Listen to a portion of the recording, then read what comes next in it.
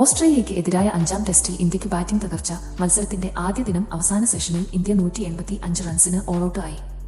ഓസ്ട്രേലിയക്കായി Boland 4 wicket എടുത്തു തിളങ്ങി. Indian നിരയിൽ ആർക്കും ഇന്ന് വലിയ സ്കോർ നേടാൻ ആയില്ല. ആദ്യ ദിവസം അവസാനിക്കുമ്പോൾ ഓസ്ട്രേലിയ 1-9 റൺസ് എന്ന നിലയിലാണ്. ബുംറ ഓപ്പണർ ഖവാജയെ പുറത്താക്കിക്കൊണ്ട് ഇന്ത്യക്ക് പ്രതീക്ഷ നൽകി. ബുംറയെ പ്രകോപിപ്പിച്ച കോൺസ്റ്റൻസിനുള്ള മറുപടി കൂടിയായി അവസാന പന്തിലെ ഈ വിക്കറ്റ്. ഓസ്ട്രേലിയ ഇപ്പോൾ 176 റൺസ് പിറകിലാണ്.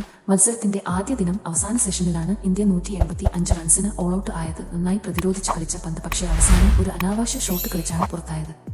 പന്ത് 98 പന്തിൽ നിന്ന് 40 റൺസ് എടുത്തു. ബോളണ്ടിന്റെ പന്തിലാണ് പന്ത് പുറത്തായത്. തൊട്ടടുത്ത പന്തിൽ നിതീഷ് റെഡ്ഡി ഗോൾഡൻ ഡക്കിനും പുറത്തായി. 26 റൺസ് എടുത്ത ജഡേജയെ സ്റ്റാർക്ക് ആണ് പുറത്താക്കിയത്. പിന്നാലെ കമ്മിൻസ് വാഷിംഗ്ടണെയും പുറത്താക്കി. പിറകെ ആക്രമിച്ചു കളിച്ച ബുംറ ഇന്ത്യയെ 186-ൽ എത്തിച്ചു. ബുംറ 17 പന്തിൽ 22 റൺസ് എടുത്തു. കോഹ്ലി 17, ഗിൽ 20, ജയ്സ്വാൾ 10, രാഹുൽ 4 റൺസും എടുത്ത് നിരാശപ്പെടുത്തി. ഓസ്ട്രേലിയയ്ക്കായി ബോളണ്ട് 4 വിക്കറ്റും സ്റ്റാർക്ക് 3 വിക്കറ്റും കമ്മിൻസ് 2 വിക്കറ്റും വീഴ്ത്തി.